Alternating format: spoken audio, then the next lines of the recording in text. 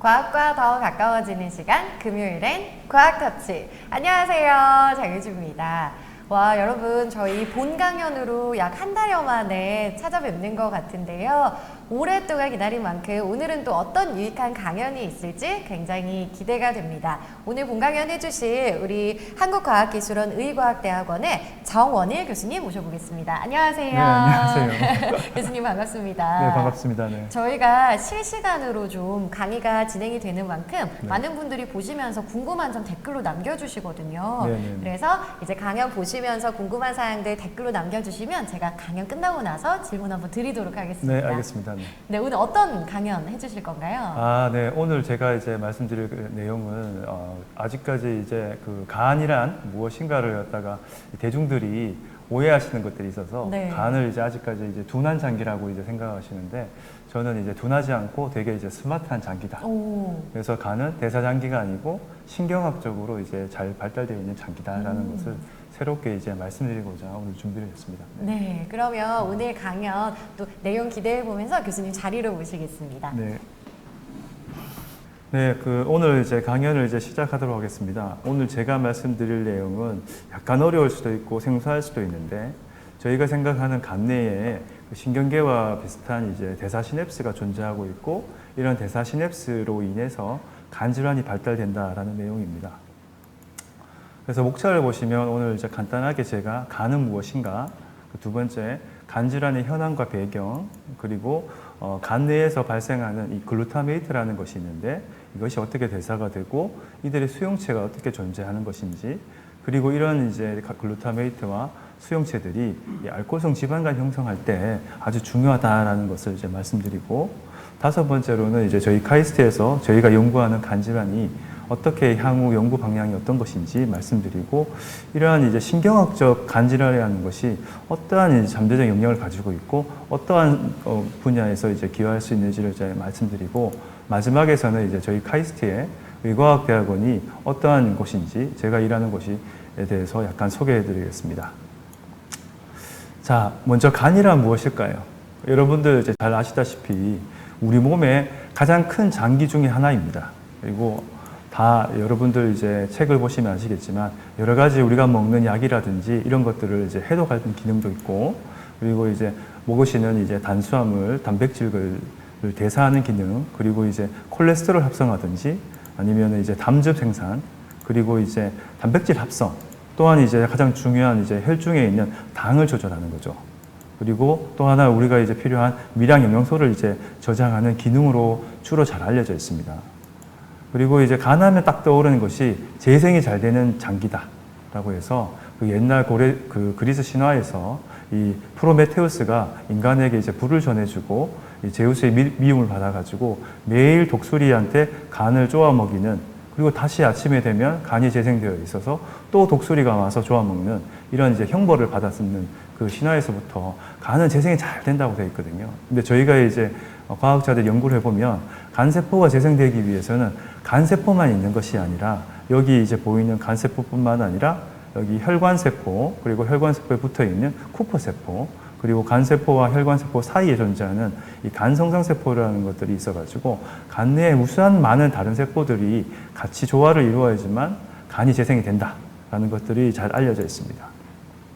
더 흥미로운 것은 간은 동맥과 정맥이 따로 있지 않고 이 문맥이라는 곳에서 동맥과 정맥혈이 이렇게 합쳐져서 이 소엽 중심 정맥이라는 곳으로 이렇게 흘러가면서 양쪽에 간세포가 있어서 대사를 하거든요. 그런데 간세포가 똑같은 간세포가 아니고 이 지역에 따라서 예를 들면서 문맥에서 가장 멀리고 있는 곳이 존3라고 해가지고 여기는 단백질 중에 CYP2E1이라는 단백질이 이제 많이 존재하고 여기서 이제 주로 알코올 같은 경우에 대사가 된다든지 약물의 대사, 여러분들이 먹는 뭐 감기약이라든지 여러 약물들이 다 대사되는 곳이고, 여기 존2라는 곳이 주로 지방이 많이 쌓이는 곳이고, 여기 존1이라는 곳이 이 요소를 이제 만들어내는 지역이 돼 있어서 간세포가 다 똑같은 기능을 하는 것이 아니다라고 이제 알려져 있습니다.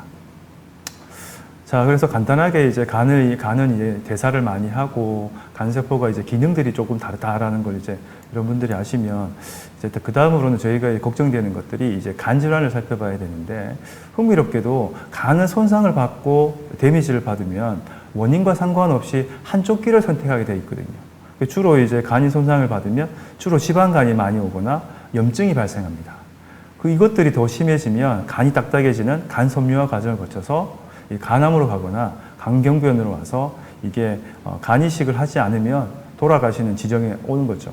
그래서 이제 과학자들은 이런 간 이식이 필요한 이런 간 섬유화나 간암을 치료보다는 이 지방간과 간염을 치유하는 것이 가장 효과적이다라고 이제 연구를 하다 보니 이 지방간이 이제 간만 이제 이게 문제가 되는 것이 아니고 간이 안 좋아지면 비만, 당뇨, 고혈압 같은 이 대사질환과도 이제 관련이 됐기 때문에 간을 치유하는 것이 간뿐만 아니라 다른 대사질환도 치유할 수 있다는 게 잘 알려져 있습니다.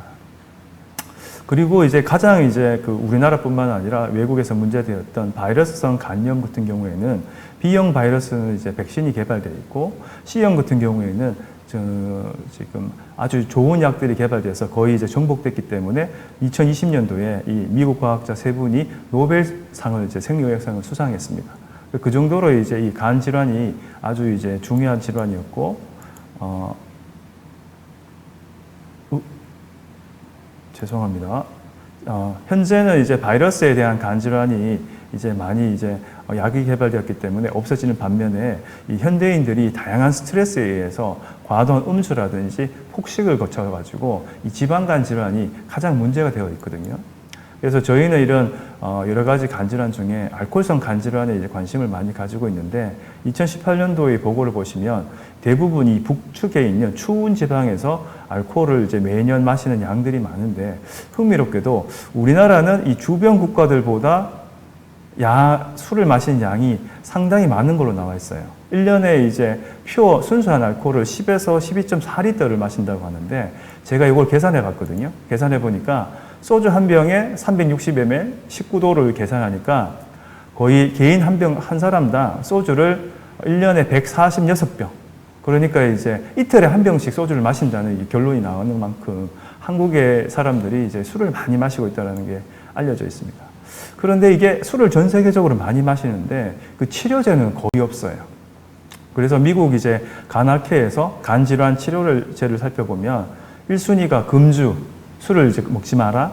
2순위가 영양학적 치료, 좋은 바이타민제를 먹든지 뭔가 하라. 그리고 나머지 3번째가 스테로이드, 염증이 생기면 스테로이드를 이제 처치하는 이 지난 40년 동안 이 치료제가 변한 게 없어요.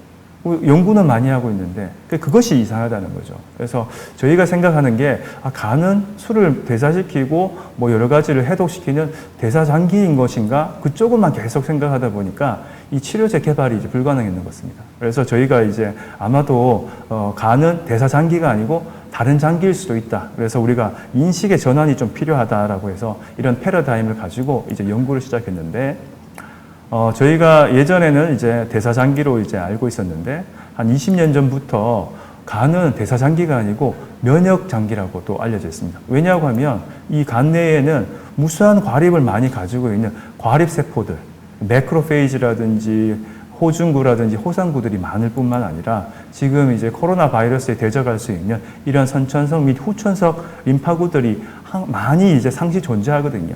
그래서 이제 이런 것들이 면역 작용을 한다고 해서 이 면역이 대사를 조절하고 대사가 면역을 조절한다라는 이제 필드로 나타났는데 이것들을 저희도 연구를 해보니까 이 두 가지를 복합적으로 연구를 해도 치료제 개발이 어려운 거예요. 그래서 저희 이제 카이스트에서 저하고 저희 랩의 연구원들이 새로운 패러다임을 하나 만들었는데 그게 뭐냐고 하면 간은 대사장기이자 면역학적 장기일 뿐만 아니라 신경학적 장기다. 그래서 저희가 대표적으로 이 간 내에 존재하는 글루타메이트와 이 글루타메이트 수용체에 대해서 연구를 하기 시작했습니다.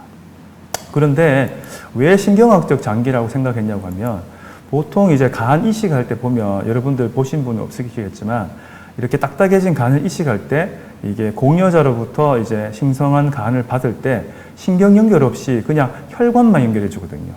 혈관하고 담관만 연결해 주는데 연결해 주자 말자 그 복잡하고 다양한 기능들을 한치의 오차 없이 착착 부착해내는 이제 간입니다. 그렇다는 것은 신경 연결 없이도 뭔가 간 내에 독립적인 이제 신경학적 신호 전달 체계가 존재하고 있을 것이다. 라고 저희가 이제 추측을 할 수 있는 거죠. 그래서 문헌을 살펴보니 지금까지 문헌은 단순하게 이런 중추신경계에서 이 교감신경과 부교감신경이 이 혈관으로 이제 주변으로 이제 분포되어 있다라고 해서 저희가 살펴보니까 정말 혈관이 존재하는 이 문맥 쪽에만 신경이 존재하고 이 안쪽으로 중심정맥 쪽으로 있는 간세포에는 신경이 없는 것을 이제 저희가 알게 되었습니다. 실제 이제 다른 연구자의 보고서에도 이 인간과 몽키에서 이런 신경 전달 물질을 만든 효소들은 일부 이런 혈관이 지나가는 곳에만 존재를 하는 걸로 이제 나와 있습니다.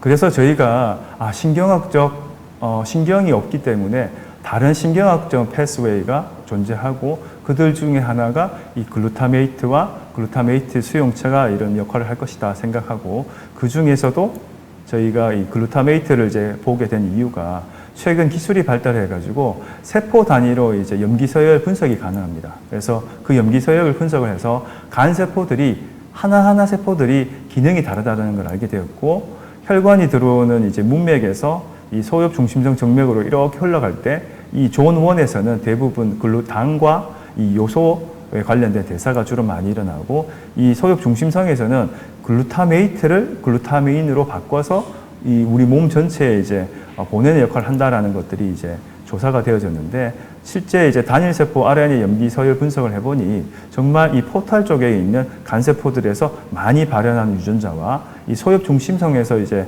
많이 발현한 유전자가 다르다라고 이제 나타나서 저희가 소엽 중심성에서 문맥에서 가장 많이 발현하는 이 펩시K라는 단백질의 발현을 보니 역시 이 문맥 주변에만 발생을 하고 있고 소엽 중심에는 발현을 하고 있지 않습니다.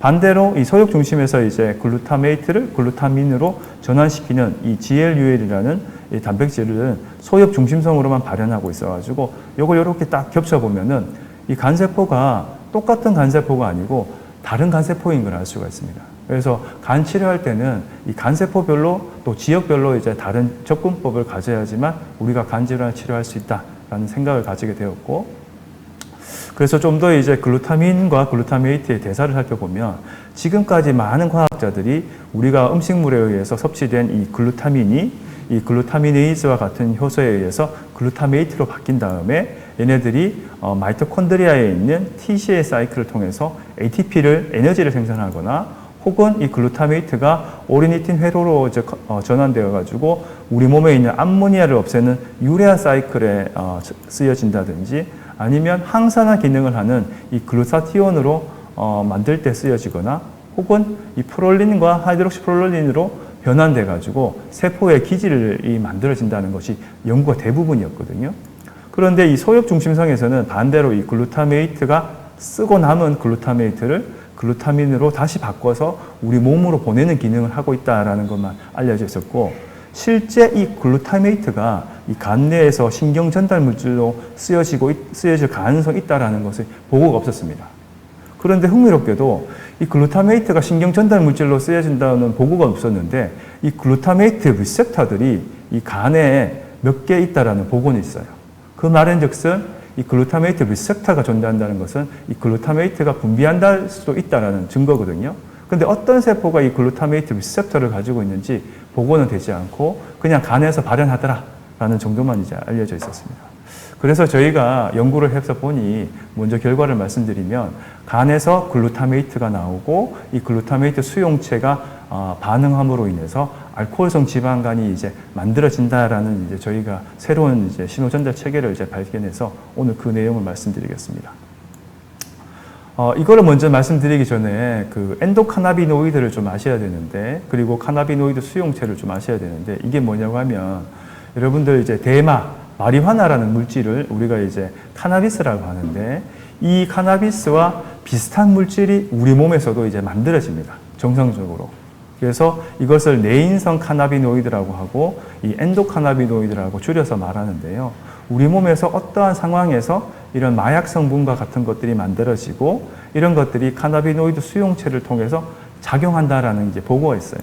실제 이 대마에서 주 성분인 THC라는 성분이 원래는 그런 역할을 하는데 우리 몸에는 구조적으로는 다르지만 이거와 유사한 역할을 하는 엔도카나비노이드가 존재하고 어넨더마이드라는 것과 이 2AG라는 것들이 이제 만들어지는데 이게 주로 어디서 있냐고 하면 그 중추신경계에서 이 신경간에 신경세포 간에 시냅스에 존재합니다. 그래서 예를 들어서 이 프리시냅틱 뉴런에서 이 글루타메이트를 분비를 하면 포스트 시냅틱 뉴런에서 리셉터가 반응해서 신호 전달을 하죠. 그런데 이 신호 전달이 계속되면 안 되니까 네거티브 피드백으로 이 포스트 시냅틱 뉴런에서 이 엔도카나비노이드를 만들어서 프리시냅틱에 있는 리셉터, CB1 리셉터를 이제 자극하면 이 글루타메이트 릴리즈를 억제하는 이런 양방향 신호 체계가 있어서 여기서도 뉴로트랜스미터가 만들어지고 여기서도 뉴로트랜스 만들어지고 상호작용하는 수용체를 가지고 있어서 이것들을 우리가 시냅스에서 양방향 신호 전달 체계다라고 이제 알려져 있었거든요. 그래서 실제 뭐 진통작용을 하기 위해서 이런 마리화나 같은 물질들을 이제 만들어 쓰긴 하는데 그래서 대부분 이런 것들이 리셉터들이 뇌와 이게 말초신경계에 있는 줄 알았더니만 그게 아니라 다른 말초 장기들 뭐 렁이라든지 리버, 본메로, 아디포스 티슈에도 이런 것들이 많이 나와 있다라고 저희가 이제 알게 되어서 지금으로부터 한 13년 전에 이제 제가 일저자로 참여해가지고 논문을 냈었는데 그게 뭐냐고 하면 술을 마시면 이 간세포 사이에 존재하고 있는 이 간성상 세포들이 이 2AG라는 이제 엔도카나비노이드를 만들어서 지방간을 알코올성 지방간을 만든다라는 걸 보고했었는데 그 내용을 잠깐 말씀드리면 술을 마시면 엔도카나비노이드 중에 이 2AG라는 물질이 이제 올라가고 이 2AG 물질은 여기 HSC라는 것이 간성상 세포인데요. 간성상 세포들이 주로 많이 만들어내더라. 그리고 이거를 만들어내는 효소 중에 다이아실 글리세롤 라이파제 베타가 주로 그 역할을 한다라고 해가지고 저희가 이제 술을 마시면 이 간성상 세포들이 이 마리화나와 같은 유사한 물질 2AG를 만들고 간세포의 수용체를 통해서 이 지방 대사에 혼란을 유도시켜서 알코올성 지방간이 생긴다라고 그때 보고를 했었는데 왜 술을 마시면 이 간성상 세포들이 이런 마리화나 같은 엔도카나비노이드를 만드는지 몰랐어요. 그런데 이제 세월이 지나면서 이 뉴로사이언스에서 이제 보고가 된 게 뭐냐고 하면 이 프리시냅틱 뉴런에서 글루타메이트를 분비하고 이 글루타메이트를 센싱하는 리셉터 대사성 글루타메이트, 메타보트로픽 글루타메이트 리셉터라는 게 반응을 하는데 여긴 그룹 1, 2, 3가 있는데 이 그룹 1에 있는 리셉터와 바인딩을 하면 이 다이아실 글리세롤이 만들어지고 이런 다이아실 글리세롤 라이파제 알파폼 아까 이제 간은 베타폼인데 알파폼에 의해서 이 2AG가 만들어져서 이 신경 전달을 차단시킨다. 이런 것들이 보고가 되었었거든요. 그래서 저희가 보니까 간에서 2AG가 만들어지고 다이아실 글리세롤 라이파제 베타가 있으니 이 글루타메이트 리셉터와 글루타메이트만 어디서 나오는지 알면 우리가 이것을 풀 수가 있겠다라고 생각해서 이 마우스에게 미안하지만 이제 세포를 분리합니다. 그래서 뇌세포와 간세포, 간성상 세포를 분리해서 이런 글루타메이트 리셉터 그룹 1에 있는 GRM1과 5를 조사해보니 흥미롭게도 이 뇌와 유사하게 간성상 세포에서 GRM5, 엠굴랄5 프로테인을 이제 전사하는 GRM5 유전자가 많이 있고 실제 엠굴랄5 프로테인도 많이 존재를 한다라는 걸 저희가 발견했습니다. 그리고 간에 존재하는 간세포, 쿠퍼세포, 면역세포들을 쭉 살펴보니까 이게 NA2셀은 신경세포와 비슷한 건데 이 신경세포와 비슷하게 이 간성상세포에서 이 글루타메이트 리셉터 5가 발현이 많이 된다라는 것들도 저희가 다시 한번 확인했고 그리고 술을 이제 마우스에게 한 장기간 먹이고 난 후에 마우스 간으로부터 이 간성상세포를 분리해서 보니 원래 이 GRM5 발현이 많은데 술을 먹으면 에탄올을 먹으면 15배의 수용체 발현이 증가하는 걸 알 수 있었습니다. 그래서 저희가 이 엠굴랄5에 대해서 면역 염색을 해보니 여기 팻을 가지고 있는 간세포 주변으로 그죠? 여기 빨갛게 보이는 게 간성상세포인데 간성상세포에서 엠굴랄5의 발현이 훨씬 증가되어 있더라라는 걸 알게 되었어요. 그래서 엠굴랄5가 간에서 발현하는데 간성상세포다. 그 다음에 저희가 퀘스천은 이 엠굴랄5를 활성화시키면 정말 마약과 같은 엔도카나비노이드가 만들어지는지 알기 위해서 분리된 간성상 세포에 이 mGlu5 작용제, 아고니스트인 이 CHPG라는 물질이 있어요. 이 물질을 트리트하면 mGlu5가 활성화되면 여기 2AG를 만드는 다이아실 글리세롤 라이파제 베타의 엔자임이 이렇게 증가하는 것을 관찰했습니다. 그래서 엔자임이 증가했다는 것은 2AG를 많이 만들어내는 거죠. 그래서 저희가 이 엔자임이 프로테인만 증가했을 뿐만 아니라 이런 메신저 RNA 레벨에서도 유전자에서도 유전자 발현이 증가되어 있다는 걸 확인했고, 다시금 신경계와 다르게 이 베타폼이 주로 올라갔고 실제 이 2AG의 프로덕션도 증가됐다라는 걸 저희가 알게 되었습니다. 그리고 이 CHPG가 아니고 그럼 정말 글루타메이트를 한번 쳐보자 라고 저희가 글루타메이트를 이 간성상 세포에게 트리트하면 역시 다이아실 글리세롤 라이파제 베타폼만 유의성이 있게 올라가는 걸 알 수 있습니다. 그 다음으로는 저희가 반대로 이런 다이아실 글리세롤 라이파제 베타를 억제시키는 KT171이라는 물질을 써서 억제시켜버리면 이런 증가된 글루타메이트 프로덕션이 현저히 떨어지는 걸 알 수가 있습니다. 그 말은 즉슨 다이아실 글리세롤 라이파제 베타에 의해서 2AG가 만들어진다. 그리고 다음으로는 저희가 수용체를 억제시켜 봤거든요. 이 MPEP라고 하는 것은 GRN5를 이니비션 시키는 약물이고, 혹은 이 GRN5의 유전적으로 발현을 억제시킨 간성상 세포에 이 글루타메이트를 치면 이 2AG 합성이 전혀 안 되는 걸 알 수 있습니다. 이러한 결과를 봤을 때 이 글루타메이트가 있으면 간성상 세포에서 mGlu5가 활성화되고 이 다이아실 글리세롤 라이파제 베타에 의해서 이 엔도카나비노이드 2AG라는 물질이 만들어진다는 걸 저희가 확인했습니다. 그럼 그 다음에 저희가 퀘스천은 그럼 글루타메이트는 도대체 어디서 올 것인가?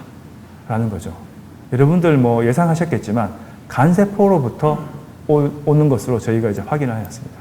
그래서 왜 오는지 저희가 그걸 갖다가 알기 위해서 술을 마시면 일단 알코올에 대한 대사를 공부해야 되니까 먼저 알코올을 이제 에탄올을 마시게 되면 간세포가 흡수해서 주로 이 사이토크롬 P4-2E1이라는 효소에 의해서 무독화가 됩니다. 근데 이때 무독화될 때 나쁜 물질도 같이 만들어지거든요. 꼭 쓰레기처럼. 그래서 그거를 이제 우리가 활성산소종이라고 해서 ROS가 생기고, 이 ROS가 이제 간세포에 손상을 주게 되는데, 우리가 매일 술을 마실 수 있는 거는 이런 ROS가 생겨도 간에는 이 ROS를 억제시킬 수 있는 이 글루타티온 GSH라는 것들이 원래 많이 만들어지기 때문에 간세포가 살아남을 수 있습니다. 그런데 우리가 이제 문헌조사를 해보면 알코올을 많이 마시게 되면 원래 이 글루타티온이 이 메티오닌 사이클이라는 것이 있는데, 이 메티오닌 사이클에 의해서 이 호모시스테인을 공급받아서 이 호모시스테인에 있는 시스테인이 이 글루타티온에 만드는 데 중요한 역할을 하는데, 알코올을 오랫동안 마시면 이런 엔자임이 억제돼서 메사이오닌 레벨이 증가하고, 또 이런 CETH라는 효소가 억제돼서 간 내에 호모시스테인이 쌓이기 때문에 이 글루타티온은 합성이 줄고, 그렇다는 것은 술을 계속 마시면은 ROS는 많이 만들어지는데 이 항산화제는 떨어지기 때문에 저희가 매일 술을 마실 수가 없어요. 그런데 실제로는 매일 술을 어느 정도는 먹을 수가 있거든요. 근데 이거 아무리 생각해봐도 이해가 안 되는 거예요. 그래서 저희가 생각했는 거는 이 글루타티온을 만드는데 시스테인이 중요하긴 하지만 이 시스테인을 공급원이 이쪽에 메사이온 사이클이라든지 여기 트랜스서퍼레이스 패스웨이가 아니고 다른 무엇인가 있을 것이다 라고 저희가 이제 서치를 해보고, 이 서치에서 발견한 것이 이 XCT 프로테인이라는 건데, 이 XCT 프로테인은 뭐냐고 하면 우리 몸에 그 글루타티온이 부족할 때 세포 외에 있는 시스틴을 이렇게 업테이크 시키는 역할을 합니다. 그러면 이거 시스틴이 시스테인으로 바뀐 다음에 이 항산화 물질인 글루타티온으로 전환되는 거죠. 근데 흥미로운 점은 이 XCT라는 것이 꼭 이제 물물 교환하는 이제 꼭 그 상인들과 같이 이 시스틴을 하나 얻는 대신에 이 글루타메이트를 하나 밖으로 내야 된다는 거죠. 세포 외 밖으로, 간세포 밖으로. 그러면 이렇게 나갔던 글루타민은 혹시 이 글루타메이트가 뉴로트랜스미터, 신경 전달 물질로 사용되어질 수 있다라고 저희가 생각하고 이것을 조사하기 시작했습니다. 그래서 생쥐에게 이제 미안하지만 또 이제 알코올을 이제 장기간 먹여서 이 혈액에 있는 글루타메이트 레벨과 간 내에 있는 글루타메이트 레벨을 이제 살펴보니 술을 먹으면 이 글루타메인의 레벨이 현저히 증가한다라는 걸 저희가 알 수 있었고, 이런 글루타메이트가 레벨이 증가하면 증가할수록 간에 존재하는 중성지방은 증가한다. 그 말은즉슨 이 글루타메이트와 간에 쌓이는 지방은 유사한 관계를 가지고 있다. 밀접한 관계를 가지고 있다. 그리고 저희가 이제 간에 생쥐의 간을 이용해서 유전자 분석을 많이 해보니 그 중에 올라갔던 알코올을 먹으로 인해서 유전자가 올라갔던 것들 중에 이 SLC7의 11이라는 유전자가 있는데, 얘가 무슨 역할을 하냐고 하면 이런 XCT를 전사하는, 많이 만들어내는 유전자가 증가되어 있다는 걸 알 수 있었습니다. 그래서 저희가 요거를 이제 간 조직에서 살펴보니까 원래 알코올은 소엽 중심성에서 대사가 되는데, 술을 마시게 되면 이런 XCT라는 단백질들이 이 소엽 중심성으로 이렇게 많이 증가되는 게 보이죠. 실제 저희가 프로테인을 뽑아가지고 조사해봐도 술을 마시면 이런 XCT 프로테인들이 많이 만들어지는 걸 알 수 있습니다. 그런데 이 알코올을 대사하는 이 CYP2E1이 없는 간세포에게 술을 먹이면 이런 SLC7의 11, XCT를 만드는 유전자 발현이 변화가 없는 걸 알 수 있어요. 그래서 술을 마시게 되면 간세포가 활성산소 종이 생기기 때문에 본인이 살기 위해서 XCT를 발현시키고 그걸 통해서 항산화 요소를 만들어낸다라는 걸 이제 저희가 확인할 수 있었습니다.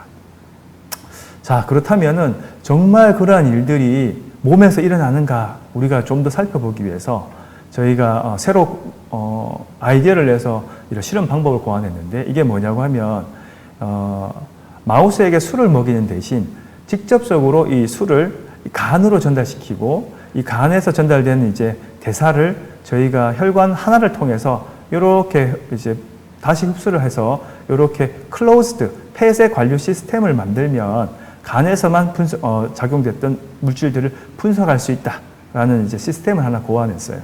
그래서 이렇게 알코올을 흘려준 후에 정말 알코올에 의해서 메사이오닌과 호모시스테인이 쌓이는가 조사해 보니까 정말 알코올을 이제 흘려주니까 이 메사이오닌과 호모시스테인 레벨이 간에서 축적되는 것을 알 수 있습니다. 그럼 반대로 이 항산화 물질인 GSH가 합성이 덜 돼야 되잖아요. 그래서 실제로 시스타티온 레벨과 시스테인, 글루타티온 레벨이 현저히 떨어지는 걸 알 수 있습니다.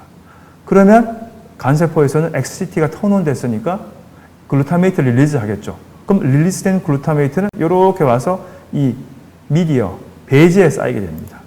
실제 배지를 분석해 보니까 글루타메이트가 많이 배출되어 있는 걸 알 수 있었습니다. 그래서 정말 이 간세포가 술을 마시게 되면 이 XCT를 발현시키고 글루타메이트를 릴리즈 할 수 있구나 라는 걸 저희가 이제 확인했다는 거죠. 자, 그런데 거기서 이제 끝나는 게 아니고, 원래 간세포는 글루타메이트로 만들어서 다른 것으로 많이 써야 되는데, 이거와 같이 반대 방향으로 글루타메이트를 쓰는 것이 아니고 지금은 많이 만들어야 되니까 어떤 유전자들이 거기에 관여되어 있는 것인가 살펴보니까 저희가 이 ALDH4A1이라는 유전자가 아주 중요하다는 걸 알게 되었습니다. 이 글루타메이트를 만들기 위해서. 실제 이제 글루타메이트 만들기 위한 ALDH4A1 유전자들도 발현이 많이 되어 있는데, 실제 알코올을 먹었을 때 이 소엽 중심으로 대사하기 위해 이 CYP2E1 유전자가 발현이 많은데, 요거와 동일한 지역에서 이 ALDH4A1 발현이 많이 증가되어 있는 걸 알 수 있습니다. 요걸 저희가 같이 오버레이 시키면 같은 곳에서 유전자 발현이 많이 된다는 걸 봤을 때 알코올을 대사하는 곳에서 손상이 많으니까 이런 ALDH4A1도 많이 만들어지고 글루타메이트를 많이 만들어서 빨리 이제 시스틴과 교환하기 위한 준비 작업을 하고 있고, 실제 원래는 이 센트럴 베인 중심에서는 이 글루타메이트가 글루타민으로 전환돼서 우리 몸 쪽으로 공급을 해야 되는데, 그렇게 발현한 발현들은 현저히 떨어져 있는 걸 알 수 있습니다. 그래서 우리 몸에 필요한 글루타민 공급도 떨어진다는 걸 저희가 이제 알 수가 있었습니다.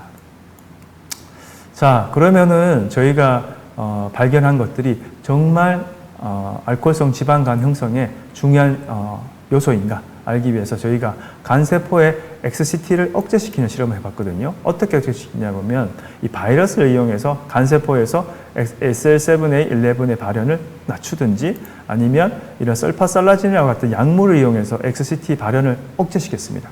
억제시키면 글루타메이트가 릴리즈 되는 게 떨어지니까 실제 혈중에서 글루타메이트도 떨어지고, 글루타메이트가 없으니까 엠글랄5 액티베이션이 없으니 이런 엔도카나비노이드 합성도 자연스럽게 떨어진다는 거죠. 그래서 저희가 이제 간을 분석해 보면 이 간 내에 이렇게 하얗게 보이는 것들이 지방군인데요. 이런 지방군들이 많이 쌓였던 것들이 현저하게 감소돼서 알코올성 지방간이 예방될 수 있다라는 걸 저희가 확인하였습니다. 그럼 반대적으로 이 간세포에서는 XCT를 차단하고, 반대로 간성상 세포에서 이 수용체 엠글랄5를 억제시켜 봤습니다. 유전적으로 이 엠글랄5가 없는 마우스를 이용해서 술을 먹이면 혈중에 글루타메이트 레벨에는 차이가 없어요. 왜? 간세포는 글루타메이트를 계속 내니까 글루타메이트 차이는 없는데, 간성상 세포에서 엠글랄5가 없기 때문에 이 2H 합성이 현저히 떨어집니다. 그거와 연동해서 이렇게 지방이 쌓였던 것들도 안 쌓이게 되는 것들을 저희가 확인하였습니다. 마찬가지로 이 엠글랄5를 억제시키는 약물인 이 CTEP라는 걸 이제 사용하면 역시 이렇게 지방이 쌓였던 것들이 현저히 개선되는 걸 저희가 이제 알 수 있었거든요. 그래서 이제 이런 것들이 술을 먹게 되면 간세포가 살기 위해서 글루타메이트를 릴리즈하고, 그 옆에 존재하고 있던 간성상 세포가 엠글랄5를 활성화시켜서 이 엔도카나비노이드를 만들어서 지방간이 형성될 수 있다라는 실험 동물 마우스를 이용한 결과이기 때문에 저희는 이제 그 환자의 샘플을 이용해서 이걸 검증을 다시 해봤습니다. 그래서 저희가 병원과 협력 연구를 통해 가지고 알코올성 간질환 환자들로부터 혈액을 수거해서 이 글루타메이트의 레벨을 살펴보니까 흥미롭게도 이 정상인에 비해서 지방간을 가지고 있는 환자들에서 대부분이 글루타메이트의 혈중 농도가 증가되어 있는 걸 확인하였습니다. 그리고 이런 글루타메이트의 증가와 혈액 내에 존재하는 이런 중성지방이 증가하는 것들이 거의 비례한다, 양액 상관관계를 보인다라는 것도 알게 되었고, 환자의 간 조직에서 유전자 발현을 살펴보니 이 XCT를 만드는 SLC7A11 발현도 증가되어 있고, GRM5, 엠글랄5를 이제 만드는 유전자인 GRM5의 발현도 마우스와 똑같이 증가되어 있더라라는 것을 이제 알게 되었습니다. 다음으로는 정말 이제 유전자 발현뿐만 아니라 프로테인도 그런가 싶어서 봤더니만 알코올성 패티리버 지방간을 가지고 있는 환자에서도 이런 XCT의 발현이 증가되어 있고, 2AG를 만드는 다이아실 글리세롤 라이파제 베타폼의 발현이 증가되어 있는 것을 똑같이 이제 확인하고, 간 조직에서 염색을 해보니 알코올을 먹기 때문에 이런 알코올 분해 요소도 증가되어 있는 상태에서 XCT, 이렇게 그린 컬러로 보이는 XCT의 발현도 소엽 중심성으로 많이 증가되어 있고, 잘 보이실지 모르겠지만 이 ALDH4A1 글루타메이트를 만드는 이런 효소들의 발현이 많이 증가되어 있는 걸 알 수 있었습니다. 그리고 환자 샘플을 이용한 유전자 발현에서도 이 SLC7A11이 현저히 증가되어 있다라는 걸 알 수 있었고, 마지막으로 되게 어려웠는데 이 사람의 간에서부터 이 간성상 세포를 이제 분리해가지고 우리가 엠글랄5를 활성화시키는 CHPG를 처치를 하면 이런 글루타메이트 리셉터 5의 발현이 현저히 증가되었고, 이거와 연동해서 2AG를 만들어낸다는 다이아실 글리세롤 라이파제 베타폼도 동일하게 올라가 있는 걸 알 수 있었습니다. 그래서 이제 이 연구에 대한 이제 결론을 잠깐 조금 말씀드리면, 우리가 술을 오랫동안 마시게 되면은 알코올에 의한 산화적 스트레스가 생기는데, 이 간세포가 살아갈 수 있는 거는 항산화 물질을 많이 만들기 때문에 그런 거거든요. 그런데 이것도 이제 어느 정도의 단계가 있어서 이 항산화 물질이 이제 좀 줄어든다 싶으면 간세포는 아주 똑똑하게 이 XCT를 턴온 시키는 거죠. 작동시켜가지고 이 시스틴을 업테이크해서 다시 이 글루타티온을 만들어서 간세포는 살아가게 됩니다. 그런데 이 하나를 얻기 위해서 또 하나를 내어줘야 되는 거죠. 그게 글루타메이트고, 이 글루타메이트가 간성상 세포에 있는 이 엠글랄5를 활성화시켜서 이런 다이아실 글리세롤 라이파제 베타 엔자임을 통해서 또 다른 뉴로트랜스미터인 2AG를 만들게 되고, 이 2AG가 간세포에 존재하는 이 CB1이라는 리셉터를 이제 활성화시키면 간세포는 살았지만 이 지방 대사의 불균형이 와서 결과적으로 알코올성 지방간이 생긴다라고 이제 저희가 이야기를 풀 수가 있었습니다. 그런데 자세히 살펴보면 저희가 요 두 세포 간에 일어나는 일들이 꼭 신경계에서 시냅스에서 일어나는 글루타메이트를 내고 글루타메이트 리셉터를 받고 엔도카나비노이드를 만들어서 리셉터를 받는 이 양방향 신호 체계와 유사하다. 신경은 아니지만 그래서 이 두 세포가 양방향 신호 전달 체계가 존재하고 이것들을 대사시냅스라고 이제 명명해서 저희가 2019년도에 세계적으로 우수한 잡지에 이제 보고를 하게 되었습니다. 그래서 알코올성 지방간을 이제 치유하기 위해서는 이 엠블란5를 타겟하는 약물을 개발하거나 이 XCT의 발현을 조절하면 이제 알코올성 지방간은 치료가 될 수 있다라고 이제 보고를 하였습니다. 자, 그래서 저희가 이제 이거를 보고 향후 어떠한 연구를 할 것인가 저희가 이제 계획을 세웠는데 현재 여러분들이 아마 이제 그 책에서도 배우시는 것들이 아마 이럴 거예요. 신경계에서 여러 가지 신경들이 이제 간으로 가서 여러 가지 간 기능을 조절한다라는 게 텍스트북에 나와 있는데 저희는 앞으로 이제 연구를 통해서 아니다. 새로운 이론. 간 내에는 독자적인 이제 신경계가 여러 개가 존재하고 있고 그 중에 하나 이 간세포가 글루타메이트를 이제 활용함으로 인해서 주변에 이 글루타메이트 리셉터를 가지고 있는 아주 작은 세포들과의 상호작용을 통해서 간 기능이 조절된다라는 걸 이제 보고를 해서 새로운 이제 패러다임을 이제 구축하는 게 이제 저희의 향후 목적입니다. 그리고 저희가 오늘 말씀을 못 드리지만 이 간 성성세뿐만 아니라 다른 면역세포들에서도 이런 글루타메이트 리셉터들이 존재하는 걸 알게 되었기 때문에 이 글루타메이트 리셉터들이 어떻게 이제 작용되고 어떠한 기능들을 조금 더 이제 하는 것인가를 더 연구할 계획이고 또한 이 글루타메이트는 우리가 살아가기 위한 아주 중요한 이제 요소이기 때문에 신경계에서도 글루타메이트가 릴리즈가 되면 다시 업테이크 되는 것들이 있거든요. 실제 간에서도 그런 글루타메이트 업테이크하는 유전자 발현들이 많이 일어나고 있고 그것들을 또 저장하는 유전자들도 발현되고 있고 실제 저희 염색을 해보니까 이 소염 중심성으로 이 글루타메이트를 흡수하는 프로테인들이 많이 발현한다는 걸 알 수가 있었습니다.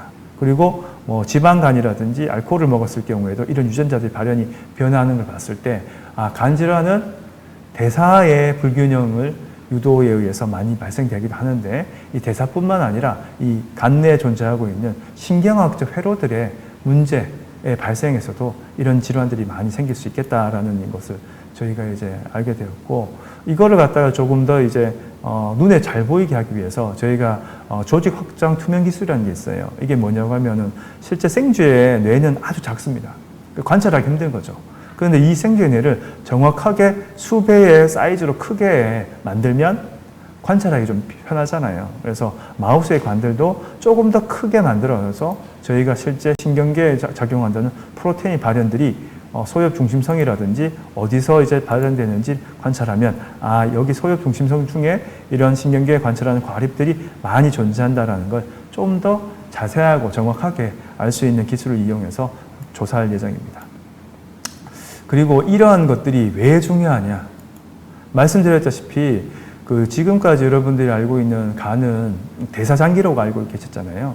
근데 저희가 이제 말하고 싶은 거는 대사장기일 뿐만 아니라 이 신경학적 장기다. 뉴럴로직 리버라는 이제 이런 컨셉, 패러다임을 이제 만들고 싶은 거죠. 그래서 저희가 2019년도에 이런 글루타메이트가 알코올성 지방간에 중요한 역할을 하다라는 걸 보고했을 뿐만 아니라 이런 글루타메이트 대사 시냅스에서 어떻게 글루타메이트가 정말 이제 여러 가지 간 질환에 따라서 대사가 바뀌며 어떠한 세포들이 글루타메이트 리셉터를 가지고 있느냐에 따라서 간 질환이 바뀔 수가 있다는 거죠. 그래서 알코올성 지방간뿐만 아니라 알코올성 지방간염, 염증이 어떻게 발생되는지 그리고 알코올이 아니고 비알코올성으로 예를 들어서 과식이라든지 비만과 관련된 비알코올성 지방간, 비알코올성 지방간염 그뿐만 아니라 간이 딱딱해지는 간섬유화 그리고 간암에서도 이러한 작용들이 벌어질 것이다. 그리고 이 앞에서 말씀드린 것처럼 간 재생, 간이 원래 잘 생성되어 있는데 거기서도 분명히 이런 글루타메이트들이 중요한 역할을 할 것이다 라고 해서 이런 글루타메이트 대사가 간 질환에서 상위, 그러니까 신경계가 상위에 이제 존재하고 있고 이런 것들에 의해서 대사가 조절된다라는 것들을 갖다가 저희가 연구를 이제 하고자 합니다.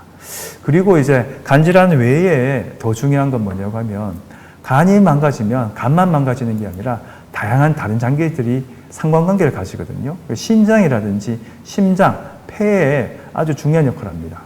그런데 그 중에 가장 중요한 것은 간이 망가지면 이 뇌로 망가진다는 거죠.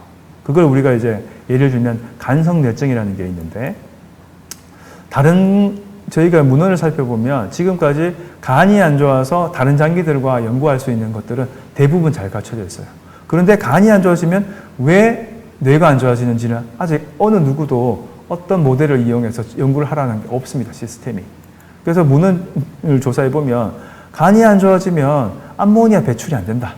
그래서 이 암모니아가 뇌로 혈관을 통해서 들어간다.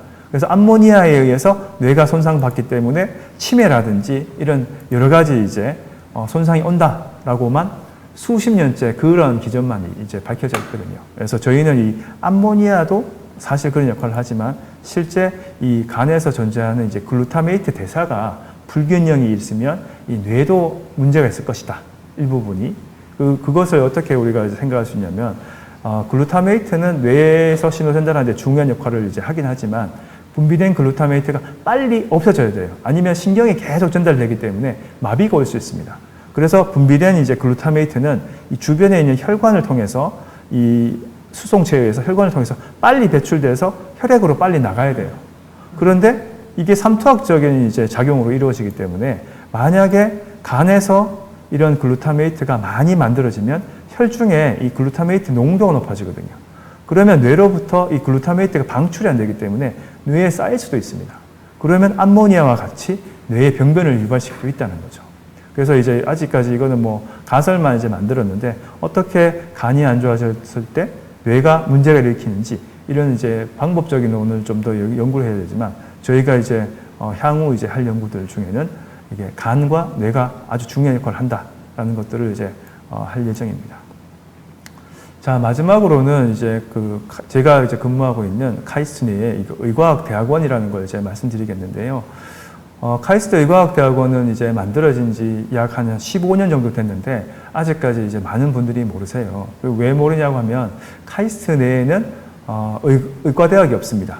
병원이 없고 그냥 대부분이 이제 공과대학으로 생각하시는데 카이스트 내에는 의대는 없지만 대학원은 존재합니다. 그래서 대학원이 존재해가지고 실제 전국에서 의대를 졸업하거나 아니면 의대를 졸업하고 인턴 레지던트를 거쳐서 전문의 자격증을 딴 의사들이 공부를 하기 위해서 연구를 하기 위해서 대학원 과정으로 풀타임으로 진학하는 곳이 카이스트 의과학대학원입니다. 그래서 이 MD 학생들이 이제 주로 들어오는 의사과학자 과정이 있고 그리고 MD뿐만 아니라 기초과학을 연구한 의과학자 양성 프로그램이 있어가지고 저희 의과학대학원에 오시면 그 의사 선생님과 그리고 과학자들이 같이 만나가지고 같이 질환을 이제 연구할 수 있는 이런 아주 우수하고 중요한 이제 시설들이 카이스트에 많이 존재하고 있는데 아직까지 이제 많이 모르셔가지고 이렇게 이제 연구가 활성화는 많이 되어 있는데 혹시라도 이제 향후 나중에 의사과학자와 의과학자가 이제 되고 싶은 분들이 연구를 하고 싶다라는 분이 있으면 카이스트로 오시면 됩니다. 그리고 현재 이제 저희가 그 교수님들이 21분 정도가 있는데 향후 한 5년 이내에 거의 2배, 한 50명까지 이제 늘릴 계획이 존재하고 있거든요. 그리고 이제 캠퍼스를 좀 확장할 이제 계획이 있습니다. 그래서 저희가 어떤 연구를 하냐면 잘 보이실지 모르겠지만 암과 유전체 질환, 그리고 당뇨, 대사, 간 질환 분야, 그리고 감염, 면역 질환 분야, 그리고 심혈관계 분야, 그리고 신개념의 의약품 개발, 그리고 이제 만성적으로 우리가 이제 디텍션 뭔가 연구를 할 수 있는 그 생체 영상 분야 이런 것들을 이제 연구할 수 있는 다양한 분야가 있기 때문에 혹시라도 관심이 있으면 여기 저희 그 카이스트 의과학대학원 GSMS로 이제 홈페이지를 방문하시면 아마 이제 정보를 아실 수 있을 것 같습니다. 네, 경청해 주셔서 감사합니다. 네, 자리를 모시고 그럼 질의응답 시간 또 가져보도록 하겠습니다.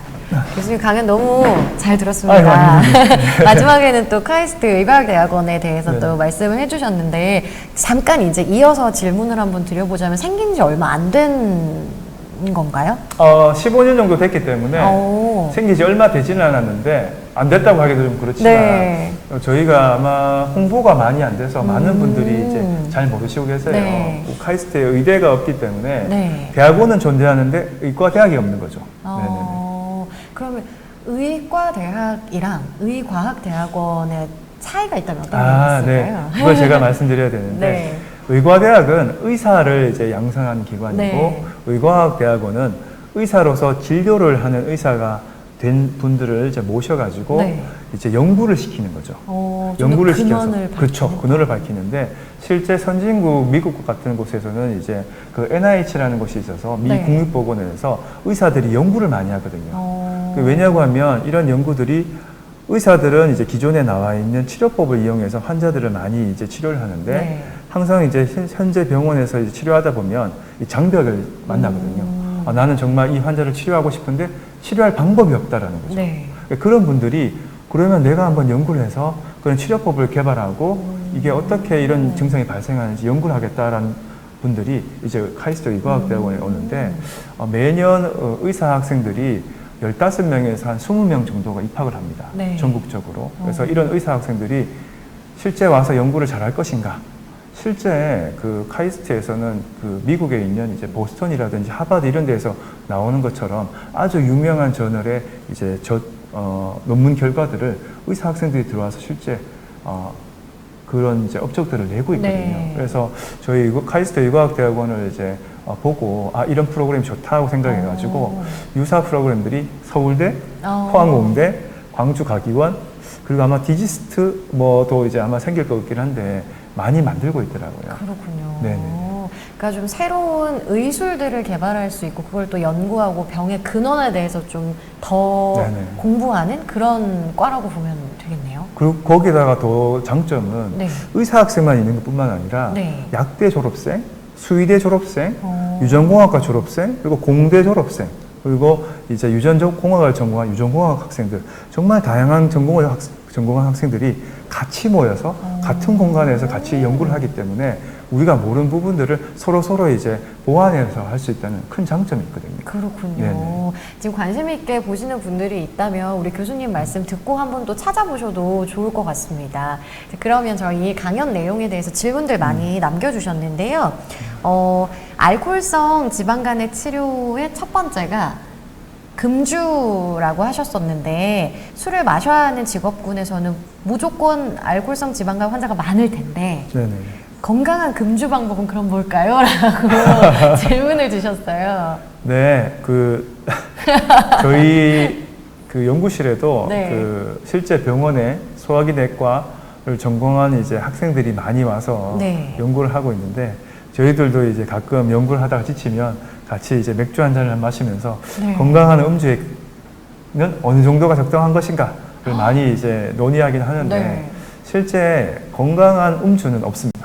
없고 술을 끊는 즉시 술을 끊고 운동을 하는 즉시 이 간이 좋아지는 걸 봤을 때 네. 건강한 음주는 없어요. 그런데 건강한 음주를 하기 위해서는 저희가 조금 더 아까 이전에 말씀드린 것처럼 이제 새로운 이제 시각을 가지고 어떻게 하면 이렇게 치료할 수 있는 타겟을 만들고 제가 말씀드린 타겟에 대한 그 이니비터들이 존재하긴 하거든요. 그런데 실제 그거는 실험용으로 쓰이고 실제 환자들한테 쓸 수가 없어요. 적용할 수는 없군요. 네, 독성이 있어서. 그래서 아마도 그러한 이제 독성이 없는 물질이 개발되기 전까지는 적절한 음주량은 없습니다. 그렇군요. 네네. 질문 주셨던 거는 건강한 금주 방법을 금주 방법. 금주 방법은 그냥 제가 봤을 때 탁 끊어야 되는 건 것 같거든요. 네, 되게 힘들죠. 네. 네. 건강한 금주는 없고 대신 뭐 운동을 한다든지 아니면 본인이 좋아하는 취미 활동을 열심히 하다 보면 좀 끊길 것 같다라는 생각을 좀 하고 있습니다. 그렇군요. 네. 단호하게 말씀해 주셨는데 건강한 음주 방법도 없고 건강한 금주 방법도 없으니까 술을 멀리 하시는 것이 가장 건강할 수 있다. 네, 맞습니다. 네. 그렇게도 말씀을 해주신 것 같아요. 또 다른 분께서 그럼 M글루5를 억제시키면 알코올성 지방간을 줄일 수 있으니 이걸 억제할 수 있는 주사나 약을 만들면 알코올성 지방간을 줄일 수 있지 않을까요? 라고 질문해 주셨어요. 네, 그게 정확한 이제 질문이십니다. 네. 그게 이제 저희가 이제 보고한 내용이고, 네. 저희가 아직 그런 타겟, mGlu5라든지 XCT를 발견했는데, 그거를 이제 억제시킬 수 있는 약물 개발을 할 수 있는 이제 공간이라든지 여력은 없어요. 그래서 저희가 이제 논문을 내고 이런 강연을 통해서 이런 것들이 있다라고 하면 네. 신약 개발하는 분들이 그거를 보고 전 세계적으로 보시고 그거에 대한 이제 좋은 약물을 찾아서 이제 개발할 때까지 저희는 이제 일단은 기다릴 수밖에 없다는 거죠. 네. 향후 이제 카이스트에도 뭐 의대라든지 병원이 많이 생기면 그런 연구를 하시는 분들이 오면 같이 협업을 해가지고 이런 약물 개발을 하는 데는 좋을 것 같긴 한데 아직 좀 아쉬움이 남아 있습니다. 그렇군요. 그럼 이 비슷한 종류의 보조제라거나 이런 것들도 있나요? 혹시 저희 이제 술 마시기 전이나 후에 마시는 음료들도 있잖아요. 비슷한 역할을 그렇죠. 제가 네. 그런 걸 개발하면 네. 좋겠다 생각해서 네네네. 약물은 없는데 네. 약물명은 벌써 개발해놨어요. 약물명은 견디셔라고 견디셔라는 약물명을 너무 개발을 비슷한 하는데 거 아닌가요?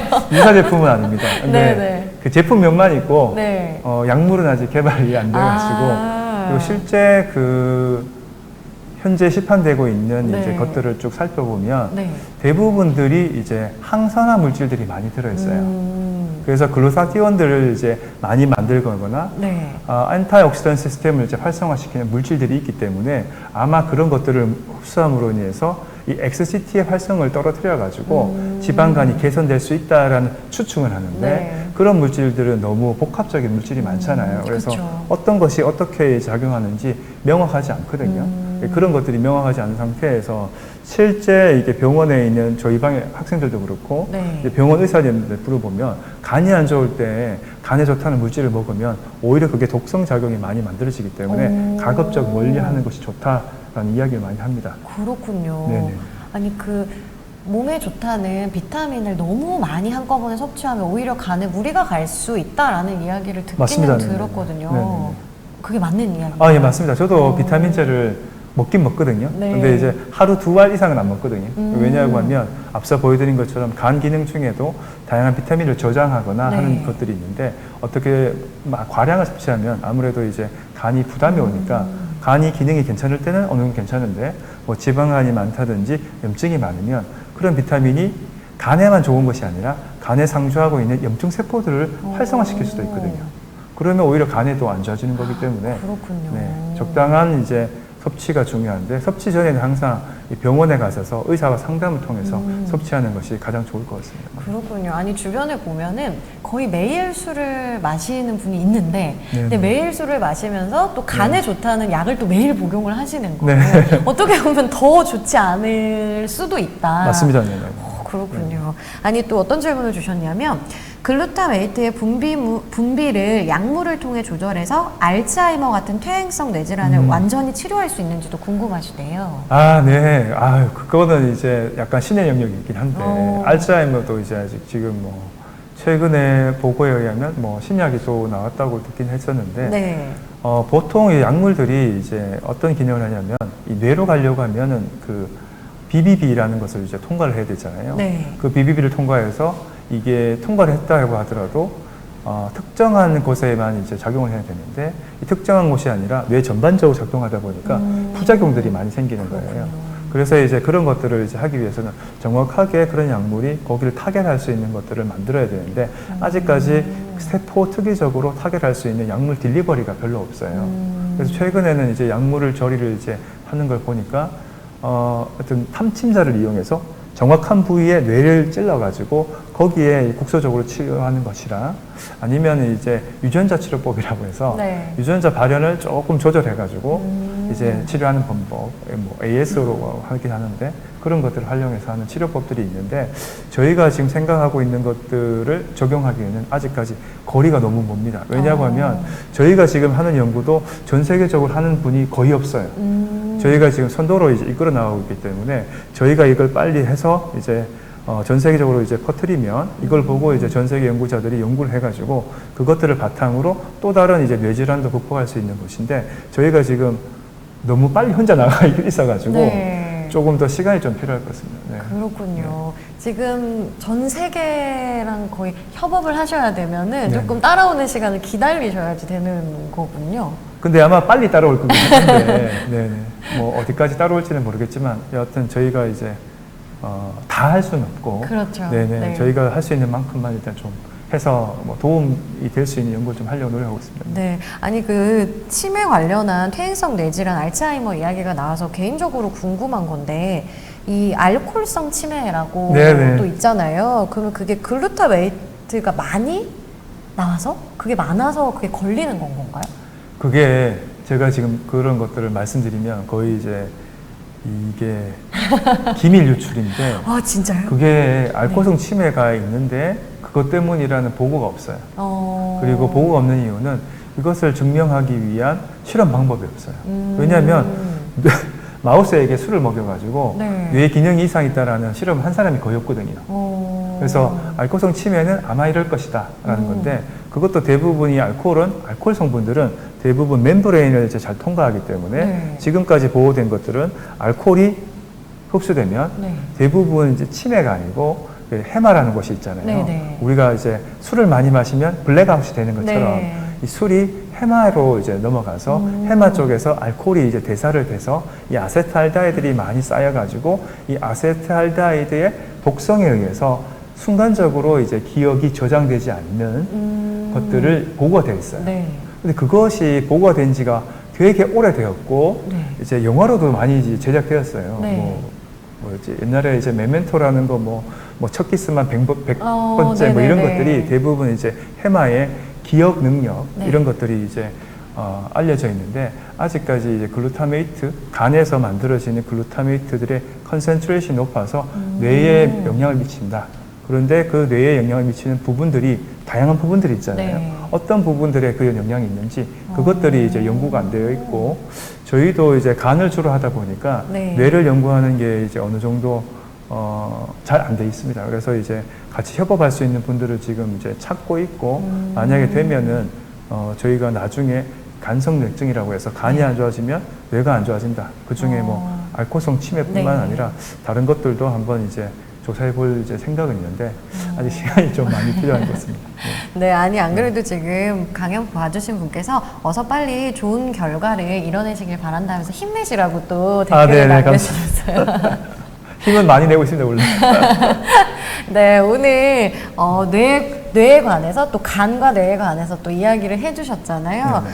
정원일 교수님의 강연을 들으면서 몰랐던 부분도 많이 알게 됐고 어떻게 보면 우리나라가 이 분야에서 우리 교수님 덕분에 조금 앞서 나가고 있는 분야이지 않나 이런 생각이 듭니다, 교수님. 아유, 아닙니다. 제가 함께 또 연구하시는 많은 분들이 그쵸. 또 다른 열심히 분들이 해주시니까. 이제 많이 도와주시고 좀 전에 발표했던 내용이 제가 혼자 있는 것이 아니라 네. 그 각 여러 병원에 있는 의사 선생님뿐만 아니라 저기 해외에 계시는 이제 미국에 있는 이제 알코올 연구소에 네. 있는 제가 그 전에 거기서 연구를 했었는데 거기서도 이제 많이 도움을 주시고 조언도 해주시고 같이 이제 데이터 분석도 하고 물질이 이제 엔도카나비노이드가 더 많이 만들어지는지 했기 때문에 저희가 카이스트에서 연구를 해서 발표를 했다 뿐이지 사실은 카이스트뿐만 아니라 우리나라 국내 해외 과학자분들이 많은 도움을 주었기 때문에 이런 일들이 이제 가능할 수 있었거든요. 네. 네.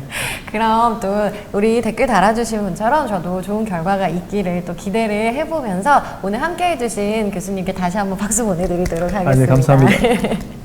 네, 금요일의 과학터치 저희는 오늘 여기까지입니다. 저희 다음 시간에 다음 주에 6시 30분에 또 돌아올 테니까요. 여러분 금요일엔 과학과 함께 하세요. 금요일의 과학터치 다음 주에 만나요. 고맙습니다.